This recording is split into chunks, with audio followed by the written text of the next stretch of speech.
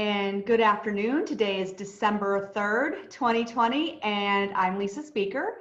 I'm here with attorney Susan Lichterman, who she and I are going to talk about holiday parenting time. So I wanted to let you know, Susan and I met, she probably doesn't remember this, but we actually met almost 6 years ago today because we were co-presenters before the Washtenaw County Bar Association. Of course, and I remember had that. my assistant pull up, I was like, when was that? And so he pulled it up, and lo and behold, it was December 5, 2014, and that was the first time I was able to meet Susan Lichterman. So I'm really excited to have you here today, Susan. Susan is a partner at Jaffe Wright, and she is the head of the family practice group at the law firm. She obviously does a ton of cases in the family law arena, but she also does mediation, arbitration, and she's also served as an expert witness on family law issues. So today, Susan and I are going to be talking about holiday parenting time. I have received some questions via email from our colleagues, but I welcome anybody to ask questions using hopefully the Q&A function. It will be easier for us to monitor. I think it is easier if I'm wrong, then I apologize. But if you do it on chat, it's not the end of the world. So I just wanted to start by just my overall observation. Then we have lots of questions for Susan to help shed light for us. But my impression, as an appellate attorney, as I'm getting cases very late in the process, and there's one thing that parents constantly complain about, like the one time, or even if there's more than one time, that time when they didn't have Christmas or Thanksgiving or a birthday with their child when they were supposed to. And I'm not criticizing because I'm a parent and I think I would be very upset as well, but they just can't get over that. It's just like the thing that like really just ticks them off when they lose out on that time. And so that's part of the reason we're talking about this today. Obviously we're in the midst of the holidays right now. My phone has already started to ring with questions, as they do every year at this time, as I'm sure they do for Susan as well. This time of year when parents are having issues or suspect they're going to have a problem receiving their holiday parenting time, the phone starts ringing for all of us attorneys. So let's start by talking when parents disagree about the holiday parenting time schedule. So my thinking is, and Susan, you can tell me if you disagree, but I see a lot of times the problems are arising when there's not a set schedule in stone for the holiday parenting time schedule, that, it's as parents agree or whatever, if there's kind of some sort of loosey-goosey language in the judgment, or maybe there's not even a judgment. Maybe that, they just have been working together, and that's when we have problems with holiday parenting time a lot. Susan, do you have insight on that? Yeah, I absolutely agree, Lisa. And thank you everybody for coming. And, to me, the most important thing in any order, whether it's holiday parenting time, regular parenting time, is be specific. An order can always state the parties shall have holiday or regular parenting time as they agree. But then it should say, but if they can't agree, the schedule shall be as follows. We always encourage our clients to agree to work together for what's right for their family and their children. But as we all know, what happens, and even parties who agree at the time of divorce, a year, 2, 3 years later, one party remarries, then we have blended families. They want to incorporate new traditions. So specificity, in my opinion, is the key, and not only specificity, but specificity that the parties understand. In some counties, Wayne County, Macomb County, they have holiday parenting time schedules. If you're going to rely on that, and sometimes even in other counties, I know a lot of folks like the Macomb County schedule, and I've had cases in Oakland County where we say we're going to rely on the Macomb County schedule. And if you're going to do that, first of all, attach the schedule to your agreement. Don't just refer to it. And also, even if you're not attaching it, I prefer to actually be in the judgment or in the order to copy it, and make sure, again, it's very specific and clear to the parties that they understand it. I like at the end of a case to literally sit down with a client and go over everything, whether it's a closing letter, an in-person, now a Zoom hearing, to really make sure that mom and dad both understand the schedule. So sometimes I think I've seen problems where there is a schedule actually that's laid out really clearly, but for some reason or another, one of the parents needs to modify it. Maybe it's because their work schedule or some other obligation has come up, or they want to travel, out of state, which obviously the traveling out of state's not happening this year. But let's talk about how are the courts handling the disputes when they are coming before the trial court right before the holidays? Well, I mean, that's a great question. Why is it coming before the trial court right before the holidays? I mean, I'm not a judge. I've just been doing this a long time, and I've talked to many, many judges, and I equate it to like that last week in August when the judges get the flush, get a bunch of school motions, and any judge you talk to will tell you, he or she, that nothing makes them more angry. Like, you knew school was starting in September, file your motion in the spring. Christmas comes December 25th. So, I mean, here we are already December 3rd, but, sometimes there are emergencies and sometimes things do come up that you're not expecting. But generally, if your plans change, if you want to travel, maybe one year there is a big gathering out of state for your family, generally about that well in advance. And to me, my big takeaway and advice is plan in advance. But of course, we're the lawyers. We're not the clients. And generally, when we bring these motions last minute, it's because the clients come to us last minute. And certainly when you're filing that on behalf of your client, you want to try and outline all that he or she has done to try to work it out prior to coming to the court, or everything that's why you're coming last minute. Sometimes, if you could, depending which county, sometimes the friend of the court will help you, the family counselor, last minute. And honestly, the one thing about COVID and the shutdown, it's been a lot easier to actually get in.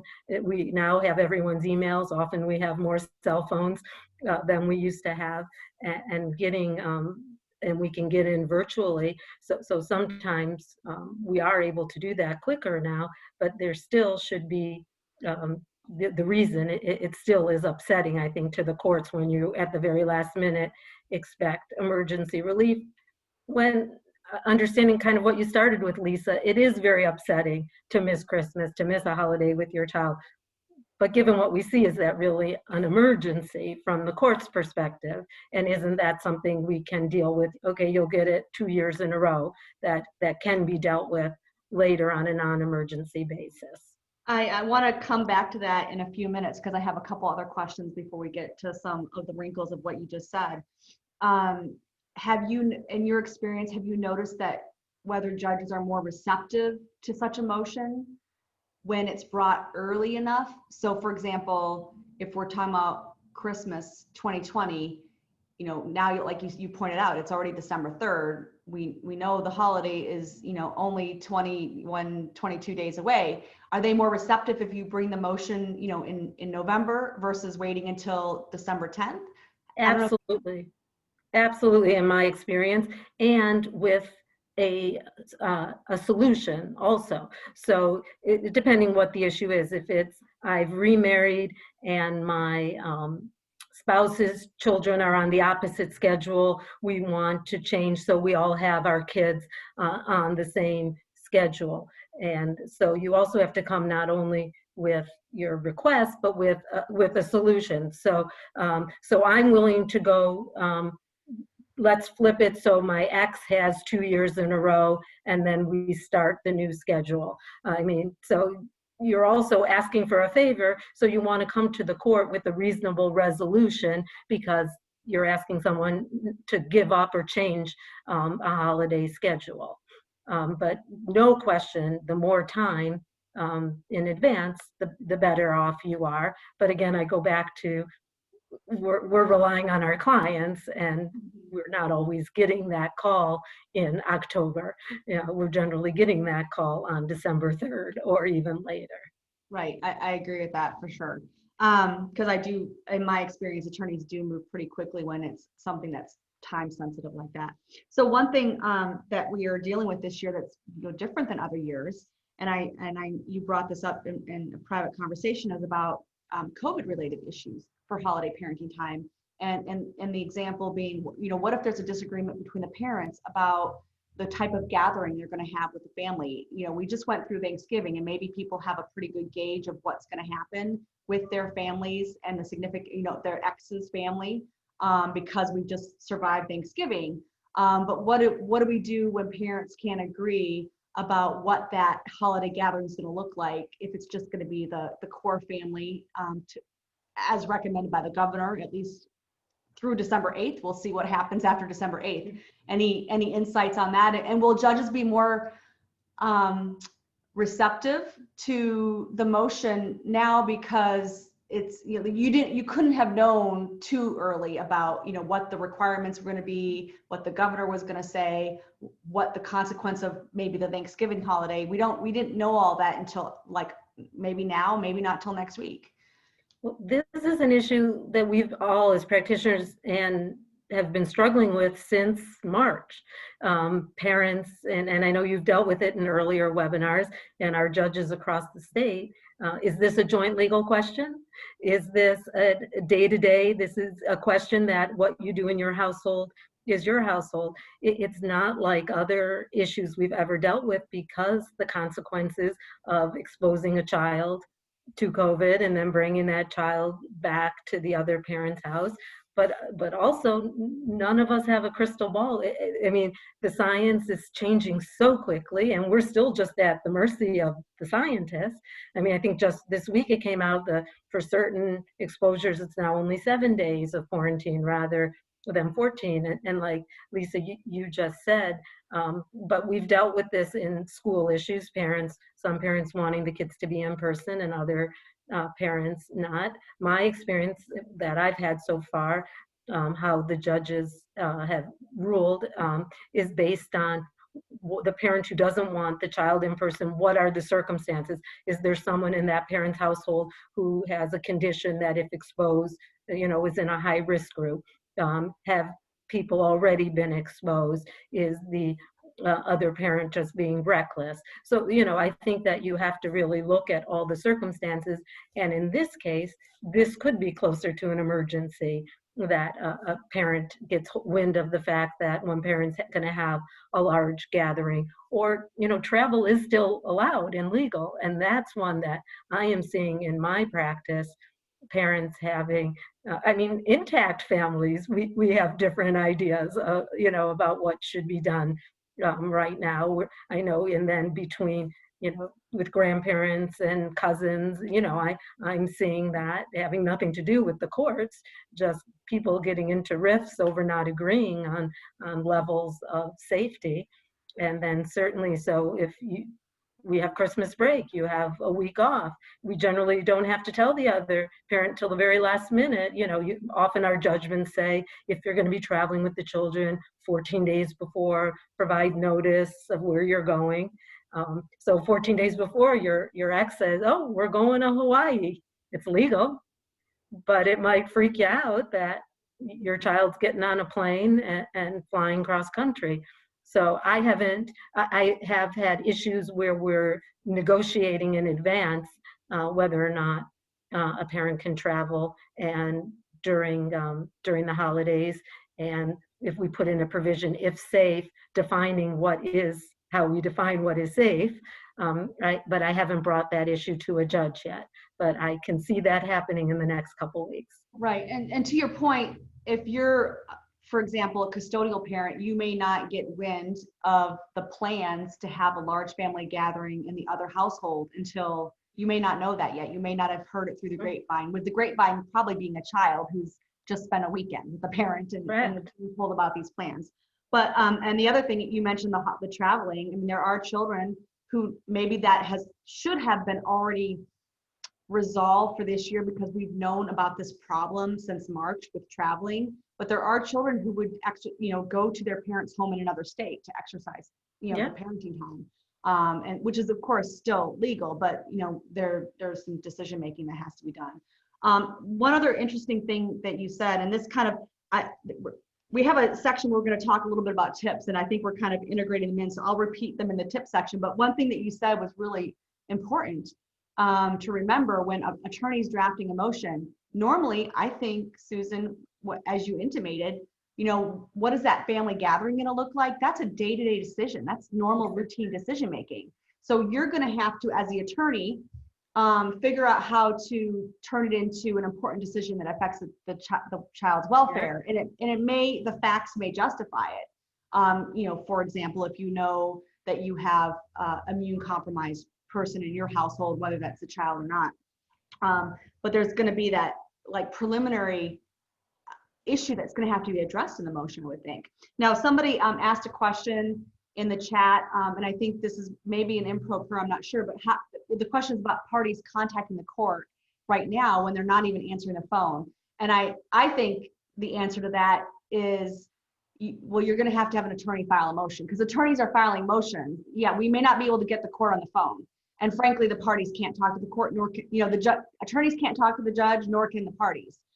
So you really need to do it by way of a motion. And the friend of court offices are open now. I mean, at one point, some of them were shut down, but they are open. So if you have a parenting time dispute, you're going to have to, whether you're represented or not, you're going to have to get something filed because you may not be able to get them on the phone. Susan, do you have anything to add to that? Yeah, so I mean, I practice primarily in Oakland, Wayne, Macomb, Washtenaw County, so I can't speak across, although given COVID, I'm now in courts across the state that it's much easier to zoom in.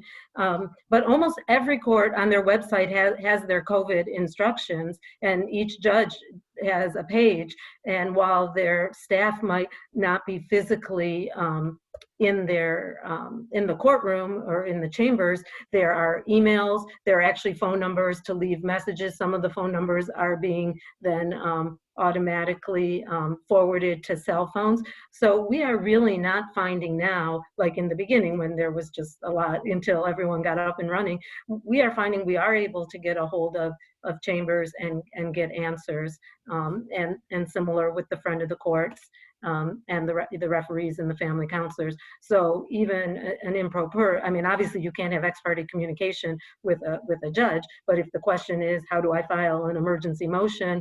A lot of those procedures are on the website. And if not, there are emails and phone numbers for you to call and should be able to get that information. Or also how to schedule a hearing, right? Correct. And in fact, I mean, I'm finding that it's easier than it used to be because of COVID. I mean, we always had trouble getting in at the very last minute for emergencies, but now that things have been put in place because of COVID, like I recently had a motion where the last minute an ex-spouse wasn't going to let a child attend dad's wedding. It was 2 days before the wedding. And it wasn't a COVID related issue, but as a result of there being emergency procedures in place, we were able to get the motion before the court very quickly. Right. So I did want to spend a little bit more time on some tips for the attorneys on how to do their holiday parenting time motion. And I'll recap a couple I've already heard you say, so I'm sure you have some more.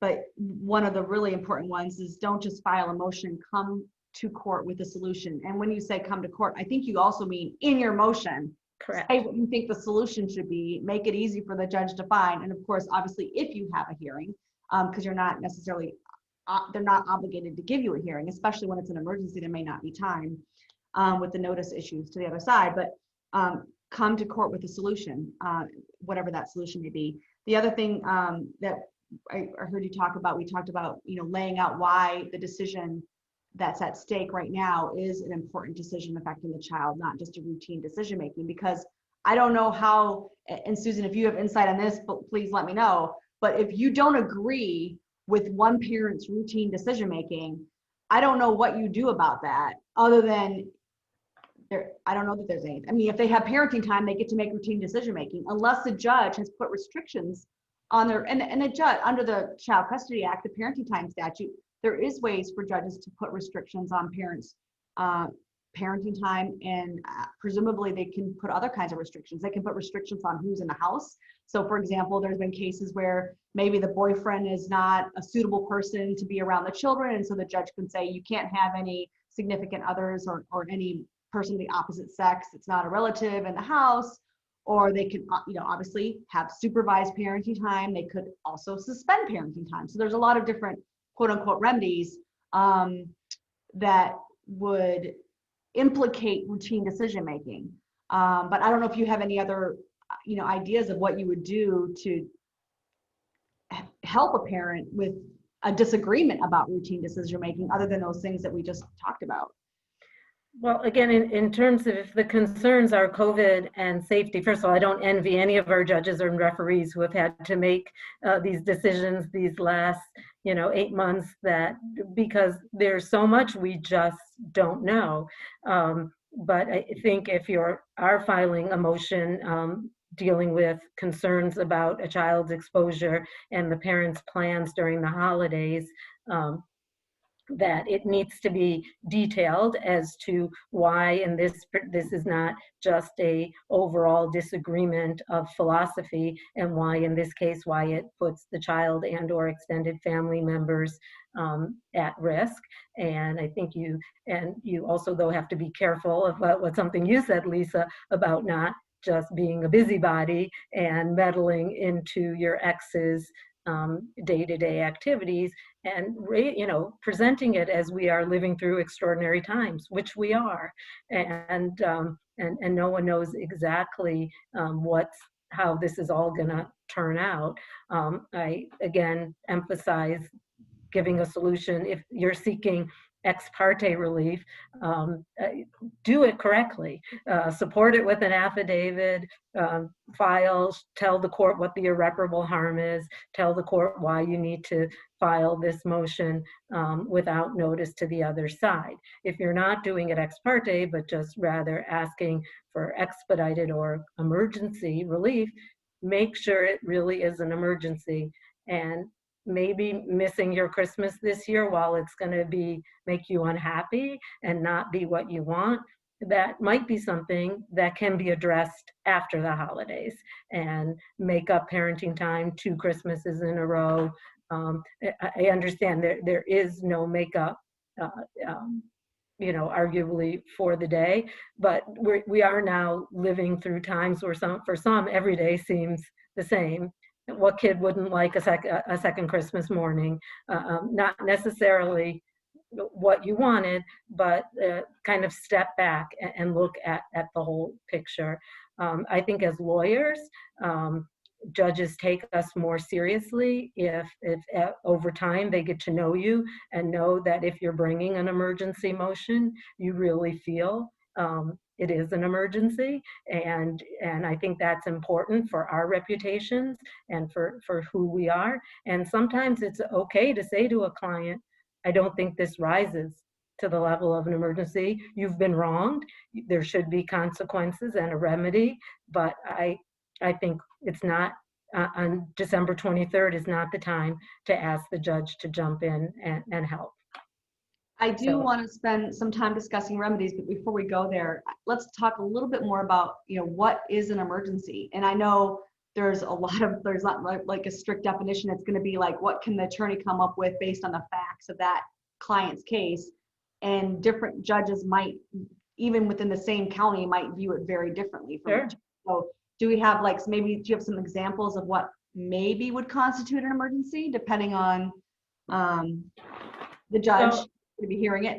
I would think emergencies surrounding holiday parenting time have to be more than just this is my Christmas and he's or she is threatening. I mean, again, it would be hard to know if you got wind of the fact that your ex was about to get on a plane and take your kid somewhere for a week or 2 weeks that would interfere with your holiday parent time, I would bring that to a court's attention to try and prevent that. If you're concerned about some kind of gatherings that you think will really put the child or close family members in harm's way, I would call that something that needs to be brought to attention on an emergency basis. Another thing that happens during holidays we haven't touched on yet is for cases where there's substance abuse, drinking. I think this has been an issue during pandemic in general, that some folks are struggling with addiction that has recurred. So if there is something some concern coming up that someone who's not supposed to be drinking or has some kind of an alcohol related issue and there's some concern that as a result of the holiday something's happening, that would be something you'd want to could bring to the court on the emergency basis. I don't think that there's an exhaustive list, and I think as you do this longer and longer, you just sort of know it, you know, and I think you always need to step back and think, so what happens if we don't file an emergency motion? Can we get some kind of a remedy after, you know, in the normal course? So wrapping up our tips section, there was something else you said. You keep on throwing them in. This is really great. Thank you, Susan. Sorry. You said early, no apologies. You mentioned earlier, bring your motion early. So write that down as one of your tips. Bring your motion as early as you possibly can, which probably is, you know, if it's for this year's Christmas, it's probably only a few days left, just to increase the likelihood that the judge will, you know, give you a chance to have a hearing on it. Now, I did have a question regarding the emergencies, and are those, and I think it might be handled differently around the state, but in your experience, are those emergency motions handled by the trial judge, or are they sent to the friend of court? My experience is generally the judge, unless it's one of those cases that the referee has been involved in for whatever reason. You know, there are some, I think the referees and judges call them frequent flyers. You know, there are some cases where they have just seen the parties, you know, week after week after week. And again, you know, like different counties are different, you know. I mean, I practice a lot in Oakland County where the referees are very hands-on and know their cases. And if you're involved in one of those cases, you generally have the referee's email and also the family counselor. So that might be a case where it's appropriate to reach out, remembering though a referee is a judicial officer and there shouldn't be ex parte communications, you know, with a referee either. So if you're reaching out and there's someone on the other side, you know, that unless it's scheduling, the other side should be copied. But if it's a formal motion, that should go through the formal channels of filing. Then of course the judge can decide whether to have the referee handle. Right. So before we move on to some of the remedies available, I did want to at least briefly mention appeals, because, you know, we have done appeals from maybe they're emergencies, maybe not, but they're holiday parenting time issues. But I think my perspective is that the Court of Appeals is very reluctant to get involved with cases dealing with holiday parenting time. One, they're not designed like the trial courts are to deal with things on a very quick turnaround. They will when the circumstances justify it. But I think, and I'm sure Susan's seeing the same thing, that a lot of times it's just not feasible for the Court of Appeals to rule on that emergency appeal as quickly as a trial court would be able to do it. And then my instinct, and I don't have any evidence of this, but my instinct is that it's just harder to get their attention on these. And maybe it's because what we're about to talk about in a minute are the remedies for denial of holiday parenting time. But I think, I'm not saying never appeal it, because there could be a circumstance, you know, and if it's worth it to the parent, that's obviously a very personal decision. But I think if your remedy, if you're going to get relief, it's most likely going to be from the trial court. And I don't know if you have any examples to the contrary. I was trying to do some searches of cases that involve holiday parenting time, and there's really not very many. And part of that's because if they're resolved, they're going to be resolved by an order, which, you know, it's going to be harder to find those orders from the Court of Appeals, or, you know, they're not going to have a full opinion. You know, the opinion that would come out on a holiday parenting time issue would be like, you know, 6 months after the holiday, 8 months after the holiday. Just doesn't make any, you know, sense that they're not going to, you know, have a case unless it's just part of a bigger case that happens to have a holiday parenting time issue. So anyway, unfortunately, I don't think that's usually the best route for parents to go if they do have a problem with the holiday parenting time schedule. I think it would only have to be if it was an emergency that happened to coincide with a holiday, you know, trying to do something with a child on a holiday that was dangerous or inappropriate versus I missed Christmas this year. And it's, as we all know, it's also very expensive, you know, to try and go directly to the Court of Appeals with you know, when the chances of getting someone's attention are probably small. Yeah, I've never been involved in an emergency holiday appeal. So, so switching to the remedies for parents who have been denied holiday parenting time, where something went awry and now we're past the holiday, what do we do to fix it? So it's always been my impression that, you know, if you were denied a birthday or Christmas or Thanksgiving, whatever the holiday, whatever the special occasion was, that, or Mother's Day, you know, whatever the holiday was, you would basically be awarded some sort of makeup parenting time that was basically the equivalent. So maybe you get 2 Christmases in a row. And I think you may mention that earlier. Mhm. Some of my colleagues have told me privately that that actually is not how some counties have handled it, and that, you know, you miss out on a special occasion. Let's just use a birthday as an example, or a Mother's Day, and they just give you a regular old day to make up for it. So that kind of surprised me. So I really would like to hear your insight about what you've seen, and if any of our attorneys who are here want to share, I think that probably just sharing it on the chat would be fine. If you've seen other things happen that weren't just making up the equivalent time with something that's, you know, similar. Well, I've seen both, and my experience also is it's something that in most cases you work out, even with the lawyers, or depending on the county, if you meet with the friend of the court first, you know, acting more like a mediator, you know, it's something I would recommend to try to avoid, you know, taking in front of the judge. This is something, because it's so personal. So some folks, the only thing that could absolutely make up a missed Christmas is giving me 2 in a row. And some might think, well, 1 Christmas might be 4 regular days. I mean, you know, and maybe this year I'll get the February break. You know, it's such a personal decision what's going to feel like a fair trade, so to speak. But I can't say that I have a blanket how a certain judge or a certain county would work. And my experience is it's really case by case, and most important to make the client feel like he or she was adequately compensated, so to speak, and that doesn't necessarily have to be the exact day. So I think some of the examples you gave today have got me thinking about you know, the holidays, and you know, the idea that, okay, so if you were denied, let's just say, your Christmas day with your child that you were supposed to have, then you would get an extra Christmas day, which means you have to wait for a whole year for that to happen. And some of the things you said is like, how bad would it be for a child? Like, how much would they would really like it, actually, if they had a couple days later a whole brand new Christmas with the other parent.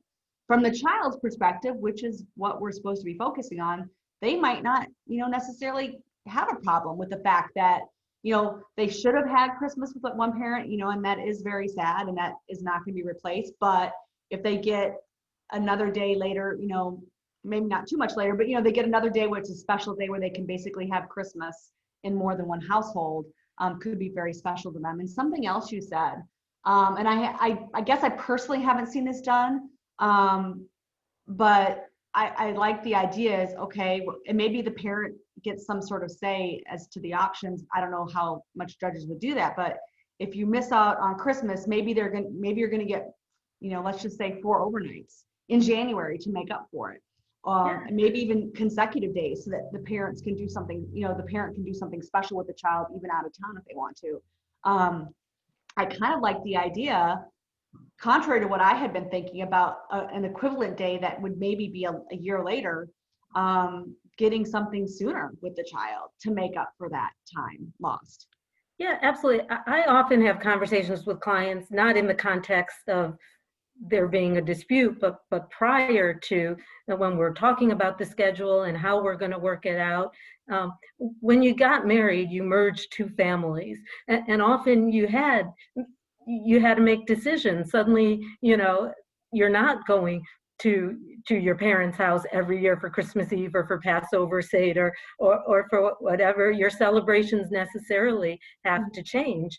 And you figured it out, and you found a way to have Christmas with mom's parents and Christmas with dad's parents, with both sets of grandparents. And sometimes there are even blended families, grandparents who are divorced, and you figure that out.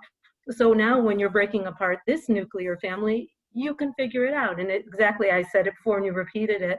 What child doesn't want 2 Christmas mornings? What child doesn't want 2 birthday cakes?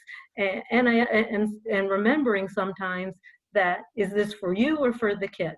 That exactly what you said, it's the best interest of the child. And when we work together, we can generally come up with solutions. But of course, it's easier said than done sometimes, because emotions run so high over these types of events. So speaking of, Hanukkah and Christmas and the best interest of the child, this year, put aside this year, because I think that the large family gatherings aren't happening or shouldn't be happening. But in normal years, if a child, this is one thing that you can't make up with, 3 other days in January. If there's a large family gathering for Hanukkah or for Christmas, and the people are coming in from, other places, maybe even out of state, and then the child misses out on that, kind of participating with a larger extended family that they're not going to be able to get again just because they get 3 days with the parent in January. That is something that I would, I think needs to be brought to the attention of the judge, that we had this special situation, that we had family coming in from out of town. I think, and that really ties into what you said, Susan, about what is this from the child's perspective. It's obviously sad that a child misses out on time with their parent, but that child also might want to have relationships with a broader family that now they're missing out on that as well. So I think always bringing it back maybe to the child's perspective is correct. And we would hope that the judgment addresses accommodating the other parent for special occasions, not only, holidays, but a family wedding, bar mitzvah, christening, things that come up along the way. I know I try when I draft judgments to talk about family traditions, because generally the family always celebrated Christmas Eve with one side, Christmas Day with the other. So if we can work that in, our standard schedules, the court standard schedules are 1 year you have Christmas Eve, 1 year you have Christmas Day. If that isn't what works for your family, that's not to be said that there are just times when, for whatever reason, a big family gathering happens not exactly at the time when it had previously happened throughout the marriage. But again, you generally are going to know about that weeks, if not months ahead of time. If folks are coming in from out of town, if there's some, this year it's Grandma and Grandpa's 50th wedding anniversary and we're doing a special Christmas Eve, everyone's coming in. You're going to know about that weeks, months ahead of time. And it goes back to where we started. Plan, plan, plan. And if your client comes to you at the last minute and you're left with filing a motion at the last minute, explain to the court why you're so last minute. We thought we had a deal. We understood that this wasn't going to be a problem. And anyone who knows it, seen any of mine, I attach emails, I attach texts, show everything that the parties have tried to do to work this out. So you at least have an explanation to the court. I'm sorry, it's last minute, I had no choice. But if we miss this event, it will never be recreated. Right. One of our people in the audience brought up an excellent idea because of this year's situation with COVID, and we should not be having gatherings, even if the governor does allow it for Christmas, which I'm not, or Hanukkah, which I'm not convinced that she will allow it, just like Thanksgiving. Have Christmas in July with the family. And I think that's a wonderful idea. My family has often had Thanksgiving in July because, we just like turkey and stuffing and carrots. And why not get the family together and have a little Thanksgiving in the middle of summer? So, you can do the same with Hanukkah or Christmas. I know they're religious holidays, and it's not, obviously it's not the same to celebrate a religious holiday off season, but like as far as the idea of the family gathering and the exchanges of wishes in presence, if that is the tradition of the family. I just thought that was a really great idea. And hopefully by July, we'll be somewhat back to normal from where we are now. So I wanted to spend well, there's one other thing before we get to some strategies. One of my colleagues commented about so a situation comes up, and this is obviously just the timing is bad, and it probably doesn't happen a lot, I hope. But if a temporary or ex parte order is entered for completely different reasons, completely separate from the holidays, it's not a holiday parenting time issue, but maybe parenting time's being suspended, but it happens to be right before the holidays, before a parent can get a hearing on it, or maybe even the 21 days have gone by already, and they can't get before the court's scheduling it more than 21 days out, even though the court rules require it to be within a certain time frame. I don't know if I have an answer. I don't know if you have an answer too, but if there's any way, any advice you have for those people that are just kind of falling in this mess of a case that is just coincidentally going to affect the holidays, even though it may be this parenting time is being changed, for emergency or temporary or ex parte reasons, kind of completely separate from the holidays. Well, it is still pretty rare when judges enter ex parte orders suspending or modifying parenting time. So the chances are, if a judge did that, there was good reason. And obviously a judge would know if he or she is suspending parenting time in December, that it could go into Christmas. If it did happen very close to holidays and there wasn't time to get before the judge, again, I would be surprised if a judge entered an order like that and didn't make sure that there was time for the party.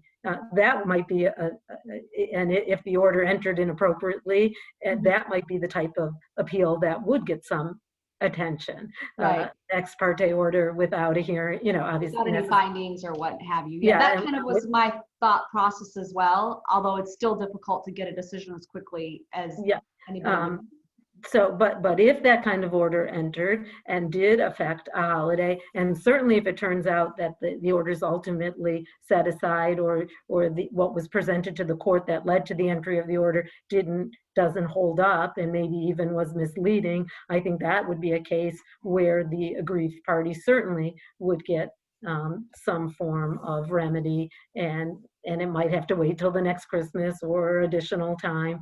But that seems to me, if a court, the judges that I regularly practice in front of, if one of those judges suspended parenting time on the eve of a holiday, it would be for a good reason, or what he or she was presented appeared to be. Right. Thank you. So let's just talk for a few minutes about strategies to avoid problems. So you obviously don't want to be calling me, because that's like the worst case scenario, that you have to call an appellate attorney because you've gotten a bad ruling and you can't live with this holiday parenting time order. So that you don't want to have to call me. That's the last thing you want to do. So let's talk, and I think you've made reference to some things. So I'm, hearkening back to some of your comments, Susan. You mentioned, drafting clear judgments. And I think one thing you just mentioned a moment ago was including, because there's a lot of judgments that have very, there's a standard language for how to break up the Christmas holiday. They exchange the child at noon on Christmas morning. One parent gets Christmas Eve, one parent gets Christmas Day, and as an example. And that they do the same with Thanksgiving. They might do the same, for spring break. I don't know. But you mentioned holiday traditions, like people who are entering a judgment, and of course, it's obviously, if it's done by the judge, there's not too much control, but they know what their traditions are, especially if they're a divorcing couple. So I thought that was a really good tip to have the traditions embodied in the judgment itself. Yeah, it's as much detail as you can work in, with the caveat that you can always agree to something different. But, in my view, there can never be too much detail. I have a lawyer who added to one of my judgments that the Christmas exchange would take place in Michigan. And I said, okay, but what? And he had a case where it said the exchange was noon on Christmas Day, and I don't remember if it was mom or dad called and said, okay, I'm in the Bahamas, come get them, and arguing like, you can come get them. It didn't say where the exchange. I mean, that really happened I know. to this lawyer's case. So of course they're after every time. And obviously, I'm quite sure the judge would take issue with that, and everyone knows that's not what that meant. But really, to be careful, about details, and to think ahead that even in a case where everything seems to be great at the time of judgment, things change. I mean, another thing, if you already know that it's a difficult case and you anticipate that there could be problems, I mean, the best way to get fast relief is to work in a parenting time coordinator or an arbitrator or a mediator who has immediate binding authority. I mean, that's the way that you can get. Okay, so now let's talk about that for a minute, because now we're talking about what a provision potentially in the judgment, well, let's just say a judgment of divorce, but it could be a custody judgment. So I want to hear more about this, because I did have a parenting coordinator on my list. But I think you also, because you're a mediator and arbitrator, this is a really good topic to talk about with you.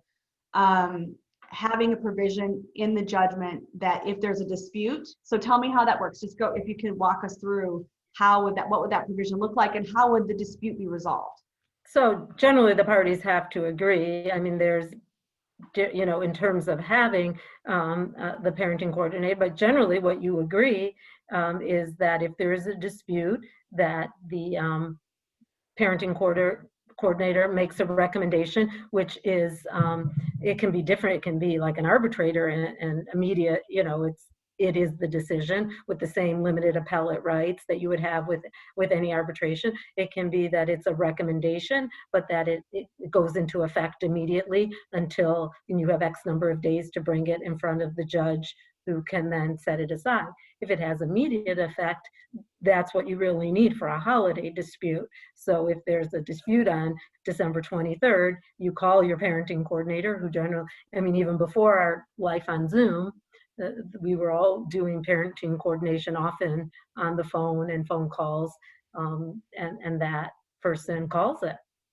So can we just talk for a minute about how does it differ between having a parenting coordinator versus a mediator versus an arbitrator? Is the arbitrator the only one that's going to be able to make a binding decision immediately, or is it just depending on how the judgment's written? It depends how it's written, and we frequently write in parenting coordinators have that the parties have to agree to it. I don't believe a judge can order without agreement that the parenting coordinator's recommendation would have binding authority. That would be a delegation of powers that I agree. Isn't allowed. But the parties can absolutely agree to it, that the coordinator, it would be rare for I mean, again, a mediator to have that kind of authority, that mediator would really be a parenting coordinator. But often what happens is whoever you mediated with pre-judgment stays on board. So whether we call that person a mediator, parenting coordinator, can stay on board to decide these kind of disputes. But it really comes down to what authority you give him or her. And then, of course, an arbitrator can have interim binding authority, but then there, all the arbitration rules that, you have X number of days, errors in a minute, that kind of long-term arbitration doesn't work. But you still have to provide for in your arbitration agreement if there is this kind of a, timely or time-sensitive dispute, that whatever the arbitrator rules takes immediate effect. So I like the idea of having, obviously this requires the parties to have agreed in the first instance when they were creating the judgment to put this in there, but I like the idea of having the same mediator or arbitrator stay on, because they're already familiar with the family. Mm-hmm. So it's not like you're getting a whole new person who doesn't even know the people at all. What about the role?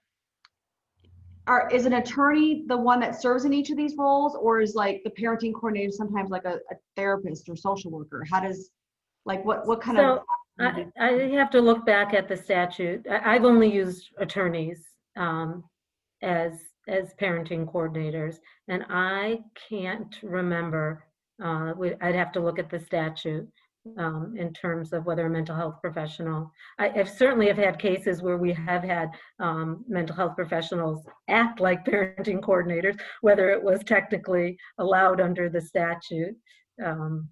I do have personally, this is my, well, I think mental health professionals are often very, very helpful in these cases. I do have issues when they get into the role of crafting, drafting orders, and moving into the legal aspect, which is why when there's a lawyer parenting time coordinator who can be involved in the order drafting, I think that's more appropriate. So I thought of an example, and this is not where you would be going to court as an emergency beforehand, but when some circumstance causes you to miss your parenting time. Maybe you're hospitalized. All of a sudden you don't know it until like it's too late, and then you miss out on your parenting time, or the other parent does. Or, it's Michigan. Hanukkah and Christmas can happen during a snowstorm, and maybe the parents live maybe one parent lives in the UP and the other one lives downstate, and there's just no feasible way to transport the child because of the circumstances that exist that particular holiday. Have you seen courts, I guess, willing to help the parties, even though when it's not one parent's fault? Like the parent wasn't denying parenting time, it just couldn't happen because of the other parent situation. Are they more sympathetic, or are they like, well, I mean, I have to, this might be surprising to those out there who have cases against me, but if a client comes to me, I mean, I just had this issue with mom got COVID, and she had to give up a bunch of her parenting time because of COVID. And then she came to dad, said, I want makeup parenting time. And he calls me. I said, give it to her. What are you nuts? Of course, she did the right thing. She could have had the child still come to the house when she had COVID, but she and infect you, which she didn't do. So these are the kinds of situation. If the client came to me, this is not where I would tell my client 100% give the makeup and work with your ex to make this work. But if I was representing the client who didn't have parenting time through no fault of his or her own, I would try to work it out. I can't remember a time I've ever brought a motion for that issue. I might, if it was really one of those like crazy snowstorms, you missed a week of parenting time. I think an act of God is a basis for makeup parenting time. So I do have a question that was presented by somebody in the audience, and I'm not sure that everybody can see the chat, so I'm just going to maintain confidentiality for our people who are posing questions. And it kind of ties in with the example that you just gave, but it's a slightly different one. So I'm just going to read the question to you, Susan. Sure. Dad is supposed to have Thanksgiving parenting time. He calls up the mother on 11/24 and remind me, I think that was the day before Thanksgiving this year, I don't have my calendar next to me, to say that he tested positive for COVID. So he misses out on his holiday, but he wants makeup parenting time. So this is really tracking your question, your recent example. Now he wants to see the child, but mom doesn't want to give him the parenting time because he just tested positive on 11/24. Okay, so he still needs to be quarantined. So he's found out that he has adequately quarantined according to the Michigan Department of Health and Human Services. The advice that was given to that gentleman who called in was to call an attorney and to follow the CDC, and the DHHS guidelines. If, at that point, he can just file a parenting time complaint if he's been denied, even though here's the thing, he's been told he's clear. He's allowed to not quarantine anymore.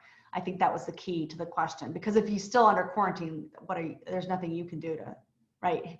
You're not going to be able to no court's going to force a child, I don't think. No court's going to force a child to go and have parenting time with a parent who's in quarantine.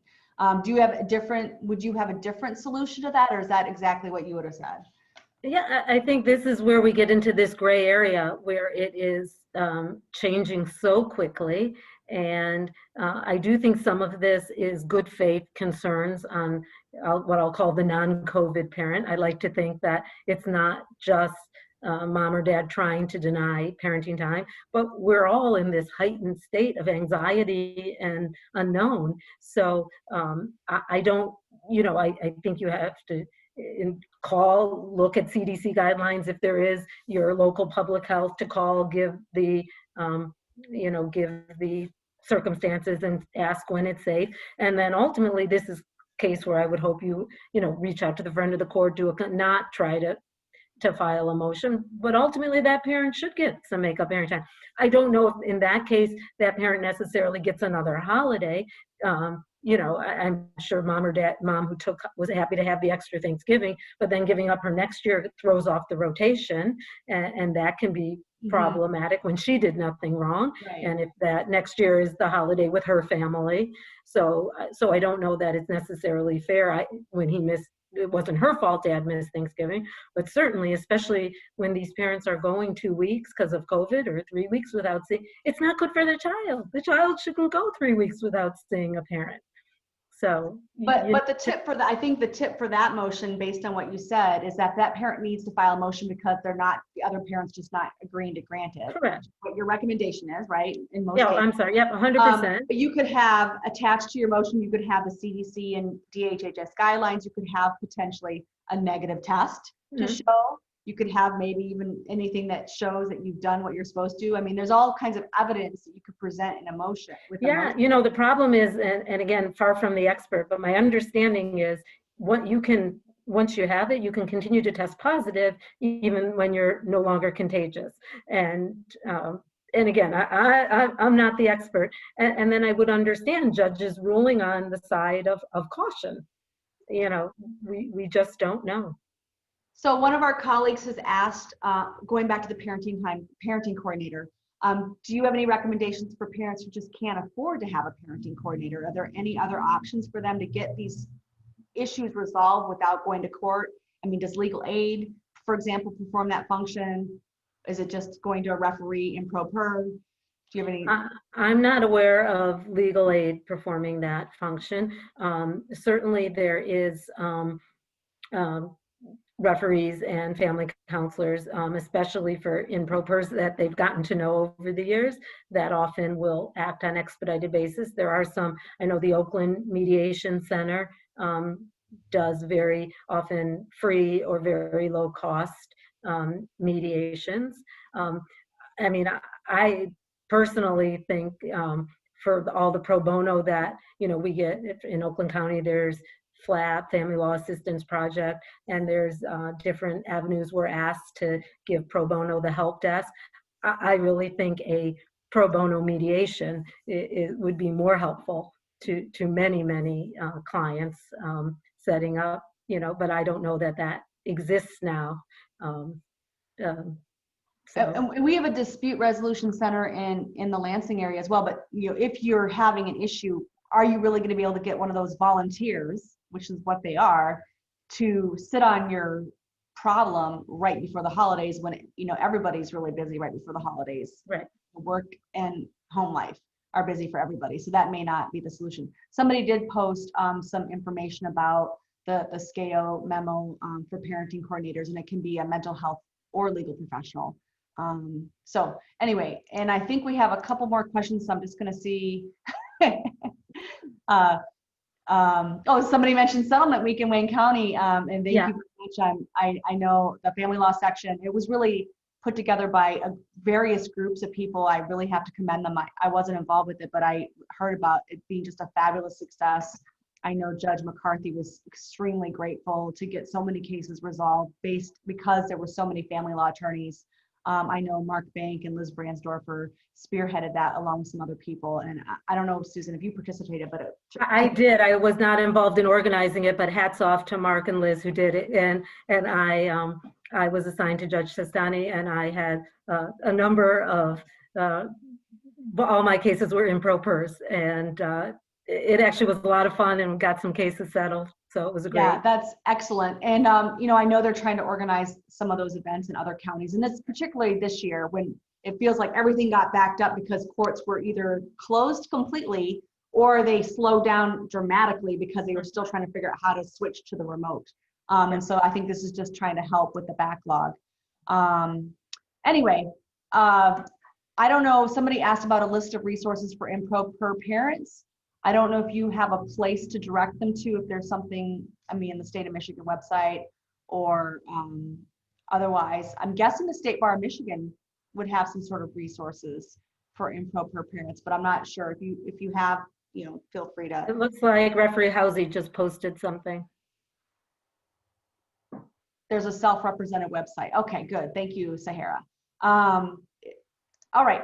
Well, I can't believe we're out of time. Susan, I can't thank you enough. This has been super helpful. You gave us some really great ideas, and really the key is how to avoid the problems in the first place, because nobody wants to be racing around trying to get a decision on a motion right before the holidays. And then there's expense to it as well. I mean, sometimes parents just need to learn to be reasonable, although I understand there's, when the cases, by the time they get to me, it's because usually one person's not reasonable and there's just no way you're gonna, be able to work it out. But the best case for everybody is if you can work it out without having the courts intervening. But here Absolutely. And my last tip, we talked about putting solutions in your motion, also attach a proposed order. And again, I'm not a judge or referee, but both from their perspective and also as the advocate, so it's drafted the way you want it to look. Excellent, excellent. Thank you everybody for attending, and Susan especially for your participation. Pleasure. Always nice to talk with you, Lisa. Right.